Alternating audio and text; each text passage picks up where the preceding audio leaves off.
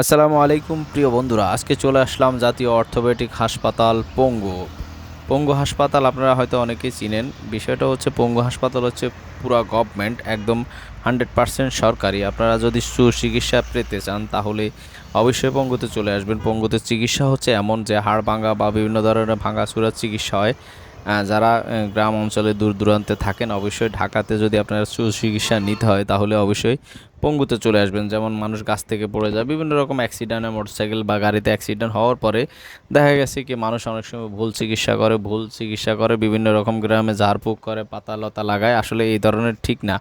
আপনারা একটু কষ্ট করে, যদিও আপনাদের একটু কষ্ট হয়, আপনারা কষ্ট করে চলে আসবেন জাতীয় অর্থোপেডিক হাসপাতাল পঙ্গুতে। তো পঙ্গুতে আসলে এখানে একদম একদম 100% সরকারি, 100% ফ্রি চিকিৎসা, আপনার একদম সিট ভাড়া সহকারে ফ্রি। আর এখানকার এই পঙ্গু হাসপাতালের পরিবেশটা কতটা সুন্দর দেখুন, আমি আপনাদেরকে দেখাচ্ছি। পরিবেশটা একদম ভালো। আপনারা হয়তো মানুষের কাছে শুনে থাকতে পারেন যে বাংলাদেশে সরকারি ক্ষেত্রে চিকিৎসা ব্যবস্থা খুবই খারাপ। আসলে ঠিক তা না, অনেকটা ভালো। কিন্তু বিষয়টা হচ্ছে যেহেতু ঘনবসতির দেশ, আমাদের দেশে কোটি কোটি মানুষ, আপনারা জেনে থাকতে পারেন ঢাকাতে প্রায় 2.5 কোটি 3 কোটি মানুষের বসবাস, সারা দেশে 18-20 কোটি মানুষের বসবাস। তো সেই কারণে ছোট্ট একটি দেশ, তো ছোট্ট একটি দেশের কারণে যে পরিমাণ সরকারি হাসপাতালগুলো আছে তা আসলে পর্যাপ্ত পরিমাণ বা না, বা তারপরে হচ্ছে যে পরিমাণ ডাক্তার বা নার্স আছে সেটা আসলে জনবল হিসেবে কম হয়, মানুষ হিসেবে কম হয়ে যাচ্ছে, যার কারণে চিকিৎসা একটু সমস্যা হয়। কিন্তু বিষয়টা হচ্ছে আমরা যদি কম খরচে ভালো চিকিৎসা নিতে চাই সেক্ষেত্রে আমরা সরকারি হাসপাতালগুলোতে অবশ্যই ধৈর্য ধরে জেনে শুনে আমাদেরকে চিকিৎসা গ্রহণ করতে হবে, এবং কি জানতে হবে কোন হাসপাতাল বা কোন জাতীয় পর্যায়ের হাসপাতালগুলো কোথায় আছে সেটা আমাদেরকে অবশ্যই জানতে হবে। তো জাতীয় অর্থোপেডিক হাসপাতাল পঙ্গু, এটা হচ্ছে শেরেবাংলা নগর, ঢাকা, শ্যামলীর পাশে অবস্থিত। আপনারা যদি ভালো চিকিৎসা নিতে চান তাহলে অবশ্যই আসবেন। কারণ হচ্ছে কি, আমি আপনাদেরকে এই কারণেই বলতেছি, বিষয়টা হচ্ছে বিশেষ করে গ্রাম অঞ্চলের মানুষ। আমার এক ফুফাতো ভাই ছিল এরকম, অনেক আগে আমি দেখেছি, হাত ভেঙে গেছিলো।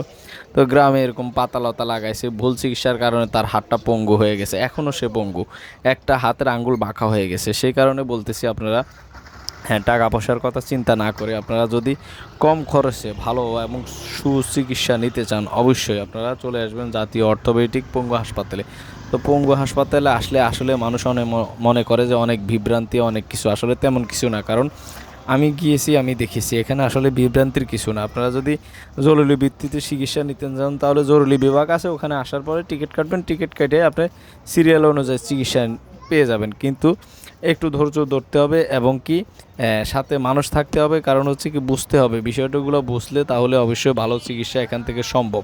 তাই অবশ্যই আমরা অবহেলা না করে আমরা যদি ভালো চিকিৎসা নিতে চাই পঙ্গু হাসপাতালে অবশ্যই চলে আসবো। যাদের হাড় ভেঙে যাচ্ছে, বিভিন্ন রকম হাত ভেঙে যাচ্ছে, নানান সমস্যা হচ্ছে, অ্যাক্সিডেন্ট হচ্ছে, তো আমরা এই জাতীয় পর্যায়ের হাসপাতালগুলোতে আমরা আসলে কী ধরনের সুবিধা পেতে পারি? কারণ জাতীয় পর্যায়ে যখন আমরা আসব, আসলে বিষয়টা হচ্ছে জাতীয় পর্যায়ে একটা একটা হয়, যেমন জাতীয় পঙ্গু হাসপাতাল, জাতীয় চক্ষু হাসপাতাল, সব কিছু একটা হয়। এখান থেকেই মূলত ভালো ভালো ডাক্তারগুলো জন্ম নেয়। এখান থেকে পরবর্তীতে বিভিন্ন প্রাইভেট হাসপাতালে গিয়ে ওনারা চিকিৎসা দেয়। তোই আপনি যদি এখানে আসেন, ধৈর্য ধরেন, অবশ্যই ভালো চিকিৎসা পাবেন। ধন্যবাদ সবাইকে। আসসালামু আলাইকুম।